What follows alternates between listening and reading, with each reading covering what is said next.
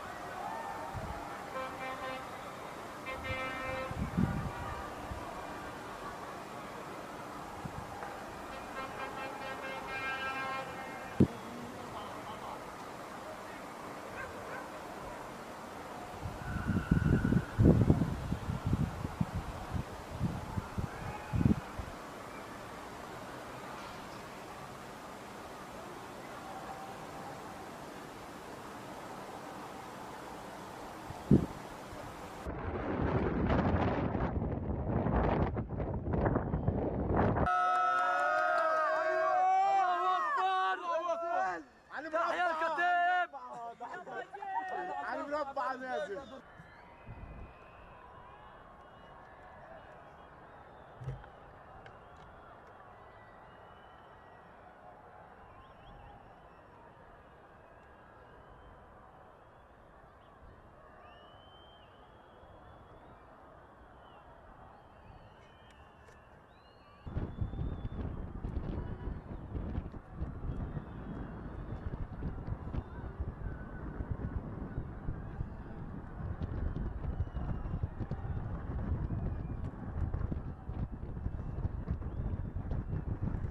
جد 3 4 اذا بصير شيء.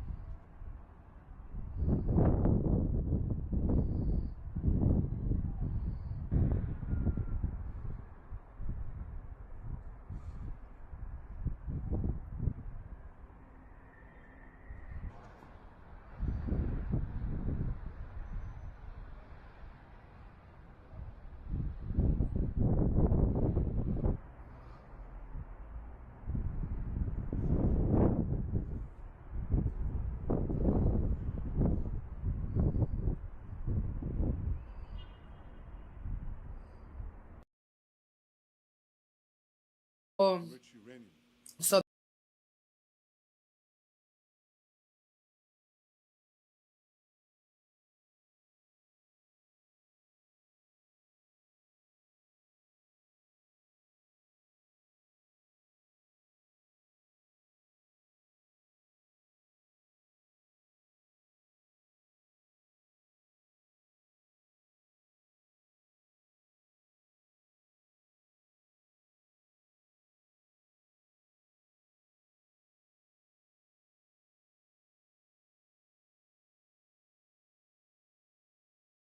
disse isso brincando, mas eu disse do fundo do meu coração e da minha crença de que a atividade mais importante do parlamento israelense é a advocacia. Nós temos aqui um tremendo heroísmo dos nossos guerreiros, nossos cidadãos, uma tremenda ajuda dos nossos amigos, mas também houve uma assistência divina e eu sou grato por isso. Em nome das gerações de judeus que imitaram o estabelecimento de estados e esperavam que nós defendêssemos nosso futuro, foi isso que nós fizemos. Caros cidadãos de Israel, quando eu fui eleito pela primeira vez, eu participei da Batalha da Vida no campo de extermínio de Auschwitz. De repente, eu senti uma necessidade de me enrolar num talit. E eu me enrolei e eu disse: ouve, Israel, o Senhor nosso Deus é o único Senhor. 10 dias atrás, poucas horas antes de dar partida na operação histórica contra o regime maligno do Irã, eu visitei o Muro das Lamentações e dessa vez de novo eu senti essa necessidade de me agasalhar num talit. Eu viajei rezando pelo sucesso dos nossos heróicos pilotos, nossos soldados, nossos excelentes comandantes, pela segurança do nosso país, pela paz com o nosso povo. Então eu escrevi num bilhete que eu coloquei entre as pedras do Muro das Lamentações, com os cães do universo como com os leões da experiência. O leão se levanta, é o nome que eu dei à operação. E hoje, 10 dias depois, eu voltei ao Muro das Lamentações junto com a minha esposa e eu me enrolei novamente num talit. E eu tentei fazer uma oração de agradecimento, desejando sucesso contínuo. Mas tinha mais. O ato heróico despertou a imaginação do Exército de Defesa, por Israel e pelo Mossad, o anúncio do heroísmo do nosso povo, do vosso heroísmo, cidadãos de Israel, que apoiam tudo que fazemos com responsabilidade, com disciplina e heroísmo. Também houve o anúncio de uma parceria inédita das últimas décadas com o presidente Trump. Nós trouxemos um trabalho em equipe e a cooperação entre os nossos países chegou ao mais alto nível, sem precedentes. O presidente Trump disse bem, nunca houve um trabalho em equipe como esse. Na abertura que eu coloquei hoje nos edifícios do Muro das Lamentações, eu escrevi: o povo de Israel está vivo. E eu disse lá no nosso lugar sagrado que nós continuaríamos a fazer tudo para garantir a eternidade de Israel. Cidadãos de Israel, meus irmãos e irmãs, nunca esqueçamos o preço, nem por um momento. Os altos custos que pagamos na operação O Leão se Levanta e na campanha, tudo isso, nossos corações estão com as famílias das vítimas, o ataque criminoso do Irã às nossas montanhas e nossos assentamentos. Nós abraçamos as famílias dos caídos em um destino compartilhado, desejamos a eles uma recuperação completa dos feridos. Estamos esperando por vocês, as famílias dos 3 reféns que devolvemos em casa hoje, Jonathan Samaran, Kadar e Shemai Levinson. Que sua memória seja uma bênção. Eu falei agora com os pais de Shai, num momento difícil, na queda da cidade de Casar, o seu filho heróico, um comandante de tanque, que salvou muitos, e seu corpo foi sequestrado. Nesse momento difícil, o que o primeiro-ministro disse a eles? Nós apoiamos vocês para que vocês possam continuar a missão. Isso é muito emocionante. Vamos continuar a investir todos os nossos esforços nos dois objetivos: eliminar a ameaça iraniana em prol do futuro dos nossos filhos e gerações futuras, e a destruição do Hamas, trazendo todos os reféns vivos e mortos para casa. 2 dias depois que a guerra começou, eu disse: nós vamos mudar a face do Oriente Médio. E é exatamente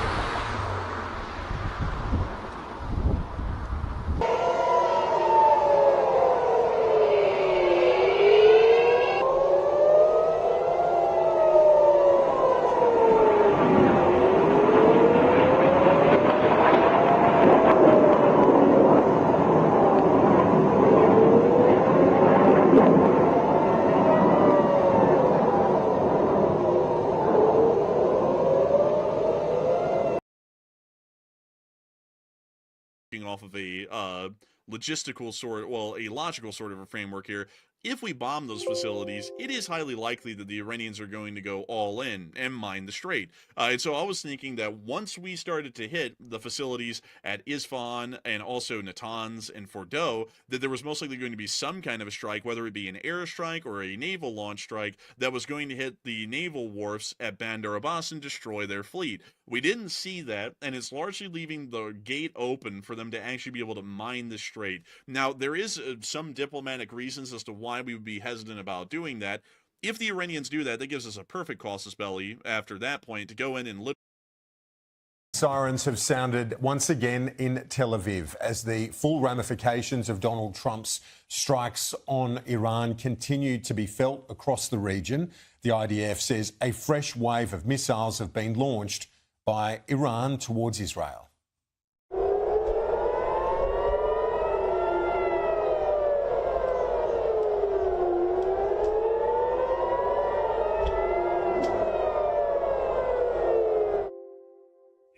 Iran and Israel have traded missiles ever since the US conducted those strikes on 3 Iranian nuclear sites. The B-2 bombers used in the attacks have now landed back home.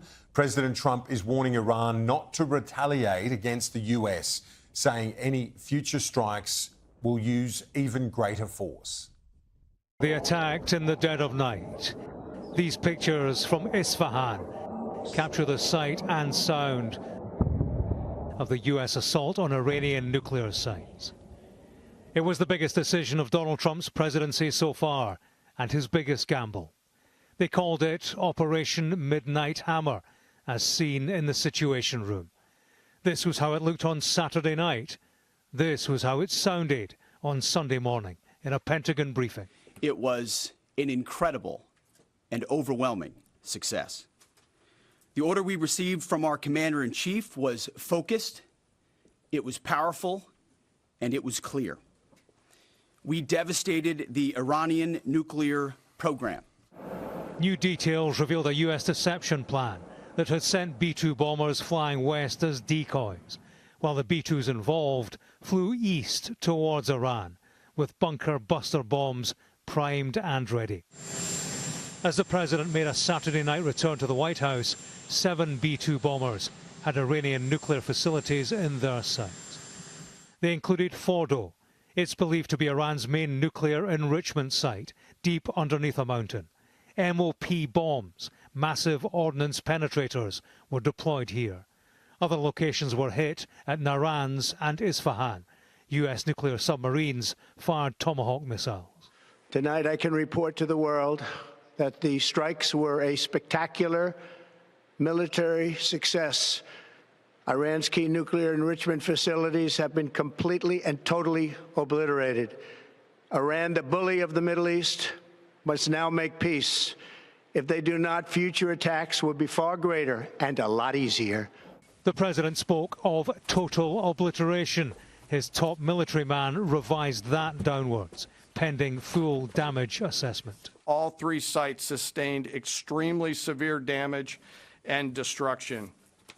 More than 125 U.S. aircraft participated in this mission, including B-2 stealth bombers, multiple flights of 4th and 5th generation fighters, dozens and dozens of air refueling tankers, a guided missile submarine, and a full array of intelligence, surveillance, and reconnaissance aircraft.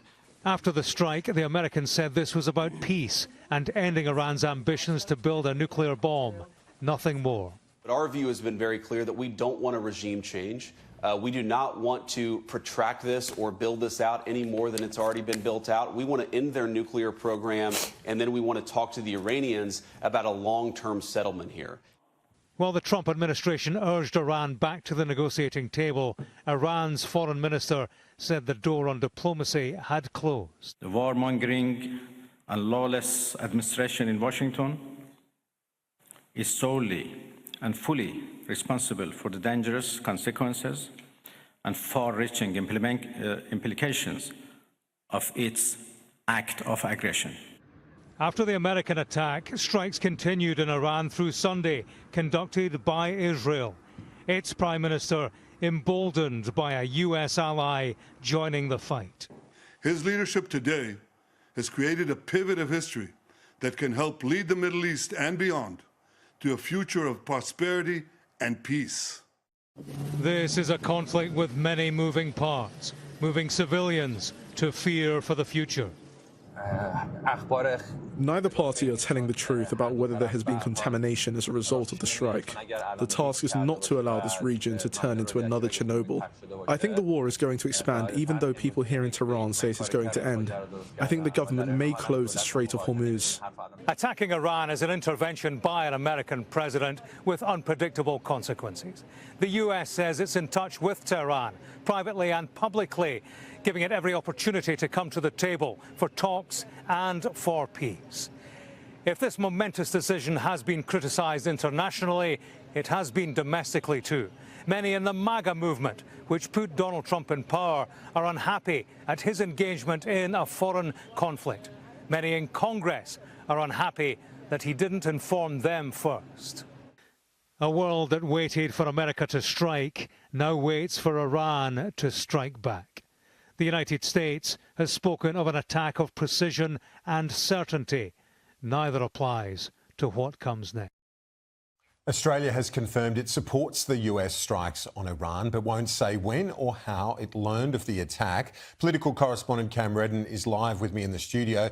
Cam, the government now adding its voice to the global calls for de-escalation and dialogue, but importantly, as you've been reporting today, expressing its support for the US action. Yeah, and the Foreign Minister, Penny Wong, has been leading much of this response from the government this morning, Kieran, stressing that in her view and in the view of the government, Australia is not a central player in this, is not knee-deep in its involvement, but wanted to be clear in its support for the US action. And using that word this morning, Penny Wong, that Australia supports that decision to strike the 3 nuclear facilities in Iran. She went on to elaborate that it's her view Australia's role in this conflict more broadly at this stage is simply to add its voice to the growing calls from leaders around the world, in France, in Canada, in other places, for the next step to be dialogue and diplomacy and negotiation for Iran to come to the table and for a peace deal to be settled. The Foreign Minister not elaborating, though, on whether Australia was given prior notice of this strike being carried out or exactly when and how Australia was notified. It came out overnight via an interview done by the British Prime Minister Keir Starmer that the United Kingdom was given advance notice. He says that was important as a close ally. It's been noted today, including by Mike Pizzullo, the former Secretary of Home Affairs in Australia, that perhaps the reason the UK was so explicitly warned this was coming is because they have had warships in the region and that there may have needed to be some involvement should they have required the US aircraft additional refuelling or something along those lines of additional help. But the Foreign Minister this morning outlining the government's position that it is very much supportive of this action from Donald Trump and the United States. Australia has been clear, along with the international community, that Iran cannot be allowed to develop a nuclear weapon. We support action to prevent that from occurring, and this is what this is. Did Australia receive any advance notice that the US would be taking this action, and what role could Australia play in the de-escalation process aside from public advocacy as you are today? Well, the US has made clear this was unilateral action taken by the United States. What I would say is we're not a central player. In relation to the UK, we were not involved in the attack. We were given due notice, as we would expect as close allies to the US. The opposition is backing the government in on that front, suggesting that because Australia is not a central player, that it is not unreasonable that the United Kingdom may have received a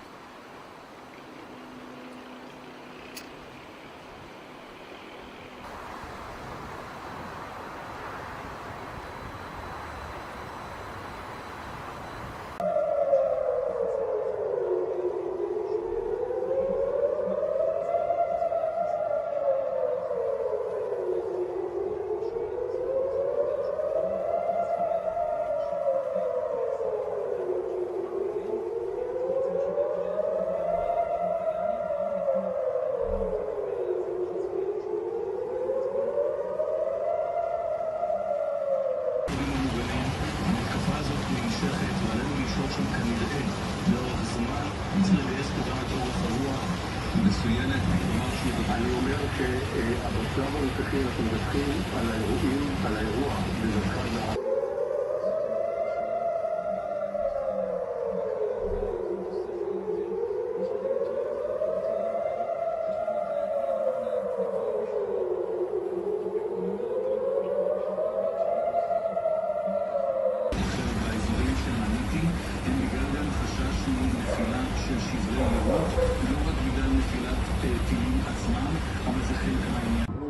بشكل مباشر لا ادري. نعم يتم الصياده الان على الهواء مباشره.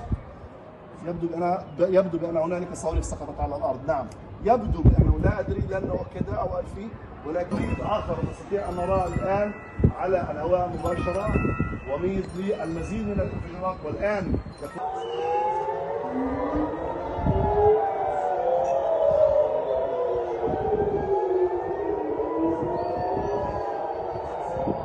هذه كلها صواريخ باليستيه او صواريخ كبيره يتم اطلاقها من قبل الايرانيين قريبه جدا على مدينه القدس. انظر الى هذا الوميض. دفاعات جويه كبيره جدا تتم الان على الهواء مباشره، وذلك في محاوله ليست القبه الحديديه، هذا اشبه بمثل العدوين وذلك بسرعتها. هذا صاروخ باليستي، هذا الذي تستطيع. انظر للصاروخ الباليستي، هذا هو الصاروخ الباليستي، هذا هو الصاروخ الباليستي. يبدو بانه تم اطلاق الصواريخ. هذه عمليه الاشتباك التي تتم صاروخ شرقي وصاروخ غربي، وهذا الانفجار الذي تراه انفجار كبير. هذا صاروخ فلسطيني ينفجر الان على الهواء مباشره.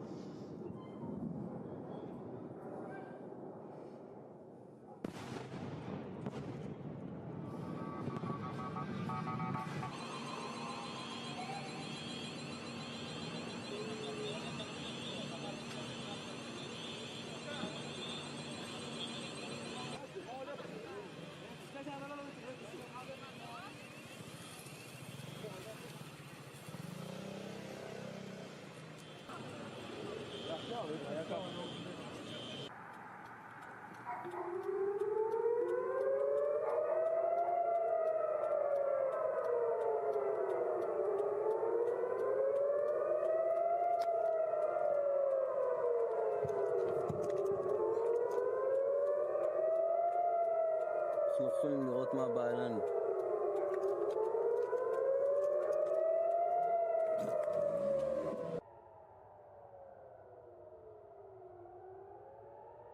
现在是以色列当地时间13号晚间9点多，我现在呢是在耶路撒冷，那大家可以听到现在城市上空啊拉响了防空警报，这个声音非常的尖锐。